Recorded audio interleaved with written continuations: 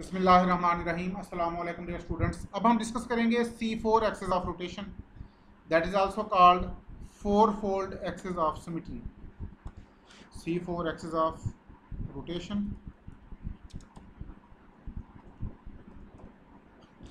अगर आप किसी मालिक्यूल को 90 डिग्री के एंगल पे रोटेट करें और वो मालिक्यूल इनडिस्टिंग्विशेबल कन्फिग्रेशन में आ जाए तो हम कहेंगे कि इस मालिक्यूल या इस आयन में C4 एक्सेस ऑफ रोटेशन है। अगेन सुने, अगर 90 डिग्री के एंगल पे रोटेट करने से कोई मालिक्यूल या आयन इनडिस्टिंग्विशेबल कन्फिग्रेशन में आ जाए तो हम कहेंगे कि इस मालिक्यूल या इस आयन में four fold axis of symmetry है और इस मालिक्यूल का ऑर्डर ऑफ रोटेशन 4 कहा जाएगा। और ऑर्डर ऑफ रोटेशन को 4 इसलिए कहते हैं कि मालिक्यूल को अगर हम 4 दफ़ा रोटेट करें तो ये मालिक्यूल एग्जैक्टली आइडेंटिकल कन्फिग्रेशन में आ जाएगा। यानी अगर इस किसी मालिक्यूल को 90 डिग्री के एंगल पे 4 दफ़ा रोटेट करने से हर एटम अपनी इनिशियल पोजीशन पे आ जाए तो हम कहेंगे कि इस मालिक्यूल में C4 एक्सेस ऑफ रोटेशन है। If rotation along 90 degree brings molecule or ions into indistinguishable orientation, then molecule or ion exhibits C4 axis of rotation, and in this case order of rotation is 4 times rotation along 90 degree. In this case 4 times rotation along 90 degree brings molecule to original orientation. 4 दफ़ा molecule को अगर 90 degree पे rotate करें तो molecule original orientation में आ जाता है, यानी हर एटम अपनी ओरिजिनल पोजीशन पे आ जाता है। इन दिस केस अब देखें ऑर्डर ऑफ रोटेशन को हम कैलकुलेट कैसे करेंगे। हमने कहा था order of rotation is equal to 360 divided by angle of rotation. अब यहाँ पर हमारा एंगल ऑफ रोटेशन है 90 डिग्री, तो 360 को जब हम 90 से रोटेट करेंगे order of rotation will be 4। This is the case of टेट्राक्लोरोप्लाटिनेट।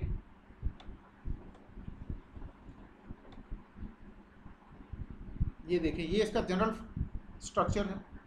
यहीं से अगर आप ऑब्जर्व करें, अगर आप इस मालिक्यूल को 90 डिग्री पर रोटेट करें तो ये चारों पोजीशन अपनी जगह चेंज कर लेंगे, लेकिन चूंकि सेंट्रल एटम के साथ अटैच होने वाले चारों एटम एक जैसे हैं इसलिए ये मालिक्यूल इनडिस्टिंग्विशेबल कन्फिग्रेशन में रहेगा। अब देखें रेगुलर स्क्वायर प्लेनर मालिक्यूल। ये रेगुलर स्क्वायर प्लेनर मालिक्यूल की कुछ examples: iodine tetrachloride ion, cyclobutane, tetracyanonickelate, xenon tetrafluoride. नीचे इनकी स्ट्रक्चर भी गिवन है। ये रेगुलर स्क्वायर प्लेनर मालिक्यूल हैं। इन मालिक्यूल को अगर हम 90 डिग्री के एंगल पर रोटेट करें तो ये सारे ही मालिक्यूल अपनी इनडिस्टिंग्विशेबल कन्फिग्रेशन में आ जाते हैं। ये देखिए ज़ीनान टेट्राफ्लोराइड, अगर आप इसको रोटेट करें तो फ्लोरीन के एटम अपनी जगह चेंज करेंगे, लेकिन चूँकि चारों फ्लोरीन एटम एक जैसे हैं इसलिए मालिक्यूल इनडिस्टिंग्विशेबल कन्फिग्रेशन में रहेगा। ये वीडियो मुलाज़ा फरमाएं। ये देखें, ये रेगुलर स्क्वायर प्लेनर मालिक्यूल है जिसमें सेंट्रल एटम के साथ चारों एटम एक जैसे हैं, चारों आइडेंटिकल एटम या ग्रुप अटैच हैं। अब हम इसको रोटेट करते हैं। ये देखें बच्चों, इस मालिक्यूल को कहते हैं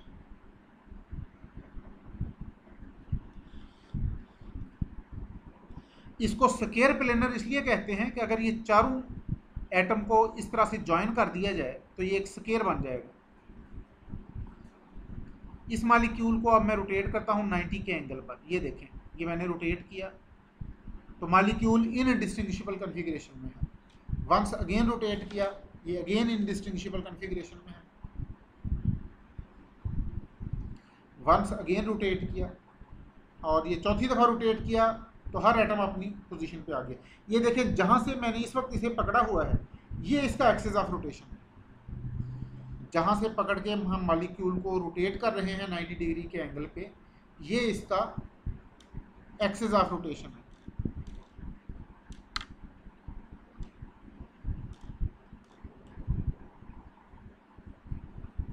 ये जहाँ से मैंने अब रोटेट करना शुरू किया, this is axis of rotation.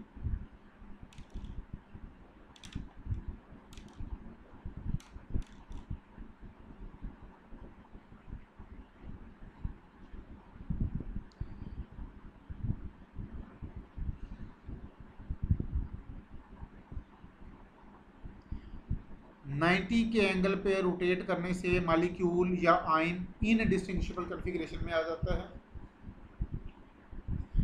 ये चाहे मैं इसको यूं पकड़ लूं,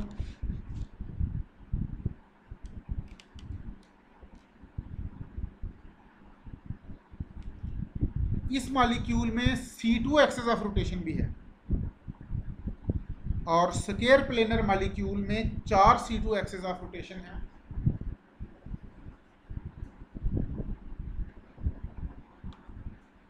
ये देखें, एक बाड के इलांग मैंने इसे 180 पे रोटेट किया, मॉलिक्यूल इनडिस्टिंग्विशेबल कॉन्फ़िगरेशन में आ गया। ये पूरा बाड ये अब इसका एक्सेस ऑफ रोटेशन है। अब ये दूसरे बाड से पकड़ के अगर मैं 180 पे रोटेट करूं तो भी ये इनडिस्टिंग्विशेबल कॉन्फ़िगरेशन में आ जाता है। तो ये दो इसमें C2 एक्सेस ऑफ रोटेशन तो ये हो गया जो बाड के इलांग है। इनके अलावा दो और C2 एक्सेस ऑफ रोटेशन भी हैं। ये देखें, इस मॉलिक्यूल को अगर मैं यहां से रोटेट करूं, ये दरमियान से, ये देखें मैंने इसे 180 पे रोटेट किया, मॉलिक्यूल इनडिस्टिंग्विशेबल कॉन्फ़िगरेशन में। यहां से जहां मैंने हाथ रखा है इस एक्सिस के इलाग अब हम इसे रोटेट कर रहे हैं।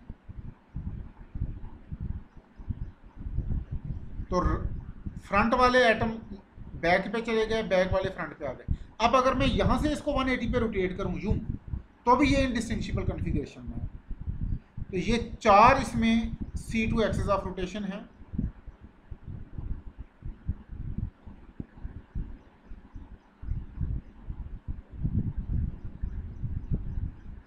अलबत्ता इस स्क्वायर प्लेनर मॉलिक्यूल में किसी एक एटम को अगर मैं चेंज कर दूं, यानी अगर ये स्क्वायर प्लेनर मॉलिक्यूल रेगुलर ना हो, इरेगुलर हो जाए, तो फिर इसमें ना C4 एक्सेस ऑफ रोटेशन होगा, ना C3 एक्सेस ऑफ रोटेशन होगा, ना C2 एक्सेस ऑफ रोटेशन होगा। अगर 4 में से किसी एक एटम को मैं रिप्लेस कर दूं, सॉरी, फिर इसमें एक C2 एक्सेस ऑफ रोटेशन रहेगा लेकिन C4 एक्सेस ऑफ रोटेशन नहीं रहेगा। अगेन लेट मी रिपीट, मैंने गलती से कह दिया कि इसमें अगर किसी एक एटम को मैं रिप्लेस कर दूं तो इसमें कोई C2 एक्सेस ऑफ रोटेशन नहीं रहेगा, ऐसा नहीं है। अगर आप किसी एक एटम को अगर रिप्लेस कर दें तो फिर इसमें एक C2 एक्सेस ऑफ रोटेशन रहेगा लेकिन C4 एक्सेस ऑफ रोटेशन कोई नहीं होगा।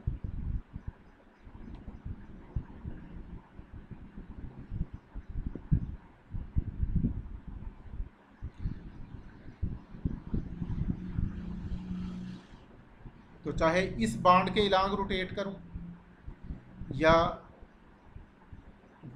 ये देखें, इस बाड के इलांग रोटेट किया 180 पे, मॉलिक्यूल इनडिस्टिंग्विशेबल कॉन्फ़िगरेशन में आ गया।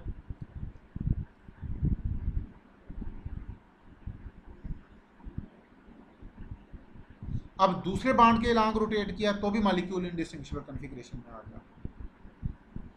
अब ये देखें, डायगोनली अगर इसे दो डायगोनल बनते हैं, इसमें दोनों में से किसी के इलांग भी इसे 180 पे रोटेट करें, मॉलिक्यूल इनडिस्टिंग्विशेबल कॉन्फ़िगरेशन में आ जाता है।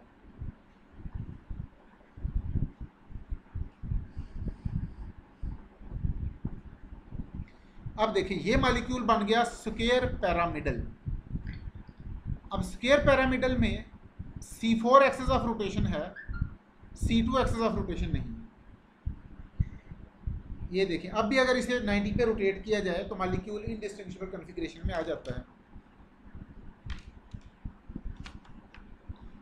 ये देखें, यहाँ से पकड़ के इस एक्सेस के इलांग अगर 90 डिग्री पे रोटेट किया जाए तो मॉलिक्यूल इनडिस्टिंग्विशेबल कॉन्फ़िगरेशन में आ जाता है।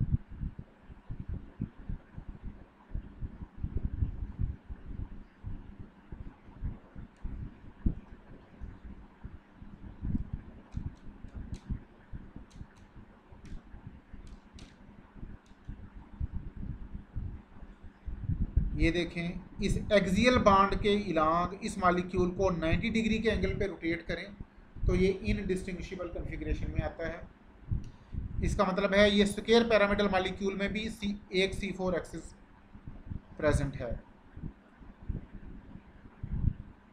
तो एक्सियल बाड पे चाहे वैसा ही एटम हो जैसे पहले स्क्वायर प्लेनर में है, या ये एक्सियल बाड का एटम डिफरेंट हो, दोनों सूरतों में C4 axis of rotation present है।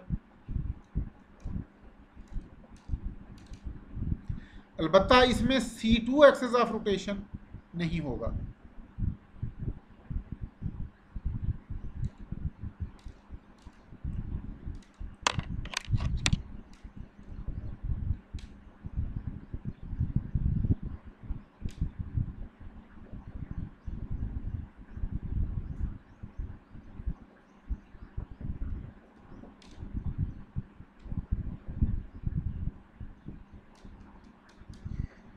there is one C4 axis of rotation but no C2 axis of rotation.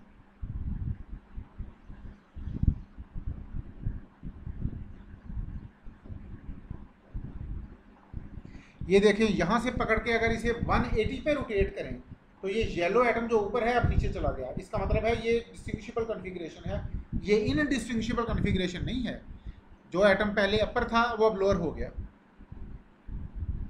जो अबव द प्लेन था वो बिलो द प्लेन चला गया। अब ये डिस्टिंग्विशेबल कॉन्फ़िगरेशन है। किसी भी बॉन्ड से आप इसे पकड़ के 180 डिग्री पे रोटेट करें, ये मॉलिक्यूल इनडिस्टिंग्विशेबल कॉन्फ़िगरेशन में नहीं जाता बल्कि डिस्टिंग्विशेबल कॉन्फ़िगरेशन में ही रहता है।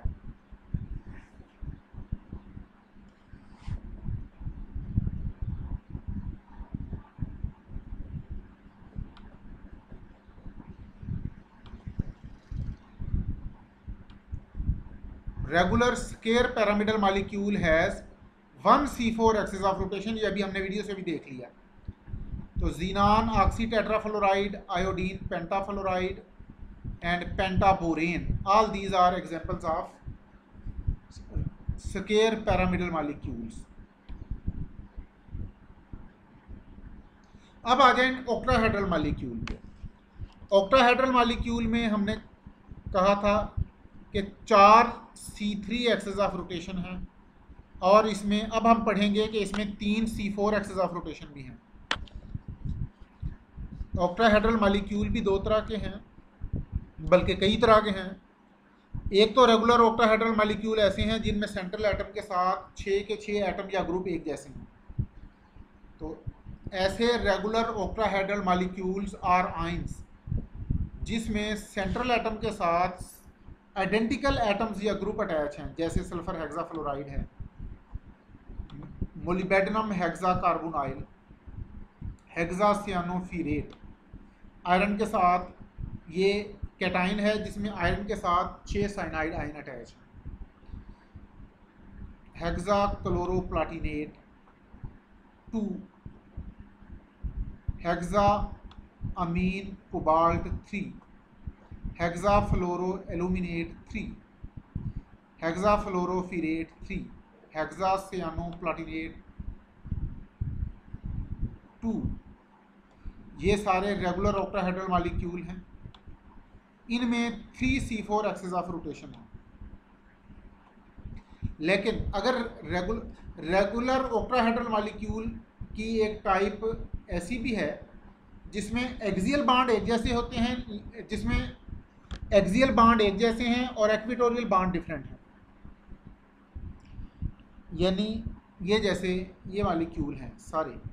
ये पहला मॉलिक्यूल देख लें, सल्फर के साथ 4 एटम फ्लोरीन के, 2 क्लोरीन के। तो ये क्लोरीन वाले एटम एक्सियल पोजीशन पे जाएंगे, फ्लोरीन वाले इक्वेटोरियल पोजीशन पे रहेंगे। सिमिलरली डाइक्लोरो टेट्राफ्लोरोफिरेट, 2 एटम क्लोरीन के, 2 फ्लोरीन, 4 फ्लोरीन के। इनमें अब एक ही C4 एक्सिस ऑफ रोटेशन होगा। इसको अभी वीडियो से भी हम देखते हैं। ये देखें, ये ट्रांस डाई अमीन टेट्रासियानोफिरेट आइन। तो ये अमोनिया के ग्रुप एक्सियल पोजीशन पे आ गया। यहाँ से पकड़ के अगर मॉलिक्यूल को 90 डिग्री के एंगल पे रोटेट करें तो ये आइन या मॉलिक्यूल ये इनडिस्टिंग्विशेबल कॉन्फ़िगरेशन में आ जाता है। और कुछ ऑक्टाहेड्रल मॉलिक्यूल ऐसे भी होते हैं जिसमें जस्ट एक एटम डिफरेंट है, बाकी 5 एक जैसे हैं। तो इनमें भी एक C4 एक्सिस ऑफ रोटेशन होगा।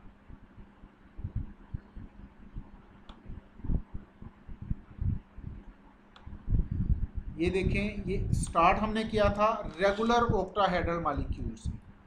इनको हम कहेंगे AB6 type molecule are ions. AB6 type molecules are ions.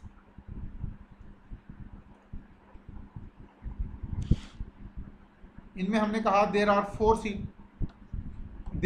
C4 axis of rotation. अभी थोड़ी देर बाद हम इसको वीडियो से देखेंगे। इसके बाद है regular octahedral molecules are ions.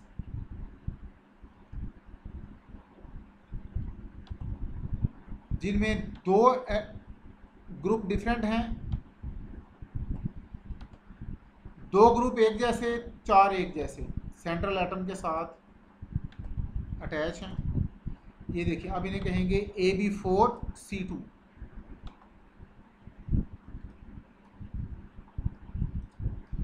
They will be called AB4C2।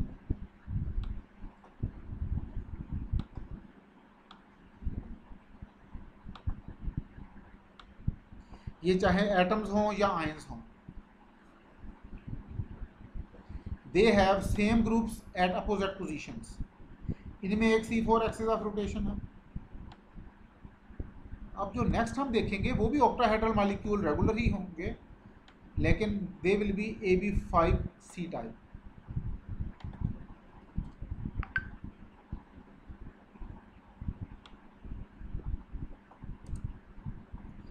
They are AB5C type at molecules और आयंस। इनमें सेंट्रल एटम के साथ 5 एक जैसे ग्रुप हैं, छठा डिफरेंट है, और इनमें भी एक C4 एक्सिस ऑफ रोटेशन है। ये ज़रा वीडियो मुलाज़ा फरमाएं।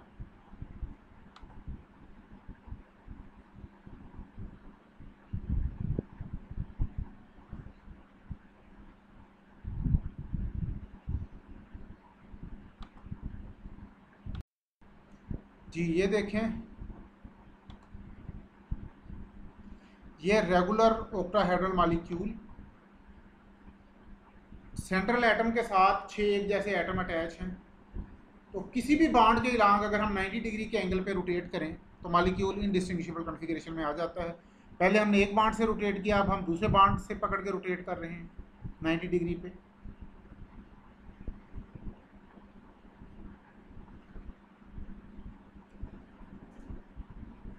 अब हमने तीसरे बॉन्ड से पकड़ के इसको 90 डिग्री पे रोटेट किया। Again there is indistinguishable configuration.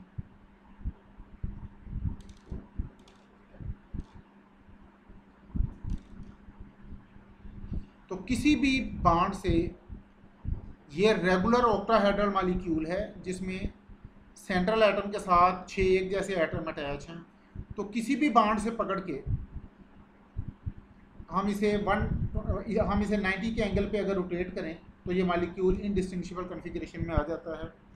और इस तरह के रेगुलर ऑक्टाहेड्रल मॉलिक्यूल की ख़ास बात ये है, इसमें इक्वेटोरियल और एक्सियल बॉन्ड की में फ़र्क ही कोई नहीं होता, क्योंकि आप जहाँ से भी पकड़ लें ये मॉलिक्यूल इतना सिमेट्रिकल है, आप कहीं से भी पकड़ लें ये आपको एक जैसा ही दिखाई देगा। किसी भी बॉन्ड के इलांग पकड़ लें तो आपको लगेगा कि ये बॉन्ड एक्सियल है, बाकी बॉन्ड इक्वेटोरियल है।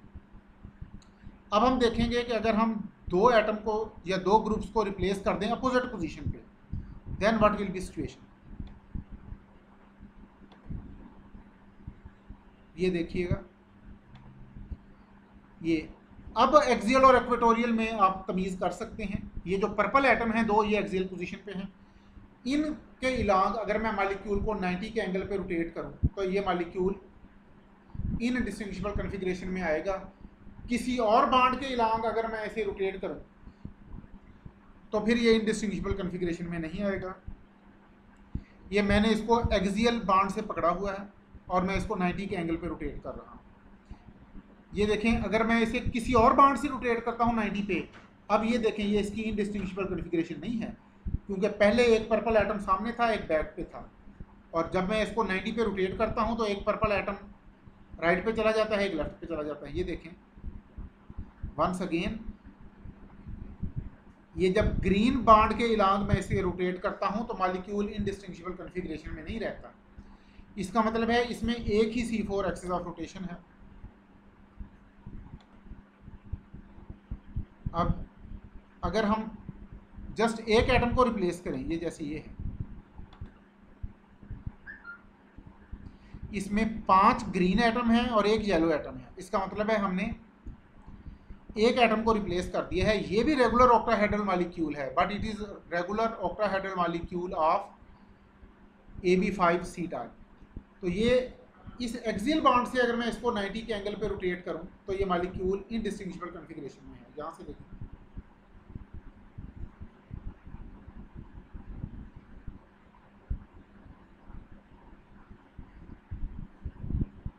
ये देखिए वंस अगेन 90 पे रोटेट किया ये इंडिस्टिंग्विशेबल कन्फिग्रेशन में है। लेकिन किसी और बाउंड से पकड़ के अगर मैं 90 पे रोटेट करूं, अब ये इंडिस्टिंग्विशेबल कन्फिग्रेशन नहीं है। क्यों? कि ये येलो एटम अपनी जगह चेंज कर रहा है।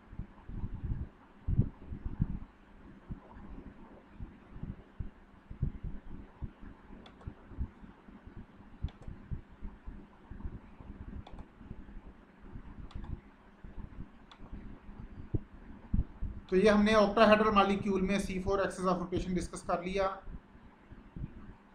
अब ये देखें, ये उस मॉलिक्यूल की एग्जांपल है, ऑक्टाहेड्रल आयन की एग्जांपल है, जिसमें हमने एक ये क्लोरीन का एटम डिफरेंट है, बाकी 5 अमोनिया के मॉलिक्यूल हैं। तो नेक्स्ट हम इंशाल्लाह डिस्कस करेंगे C5 and C6 access of rotation. अपना ख्याल रखिएगा। अल्लाह हाफिज़।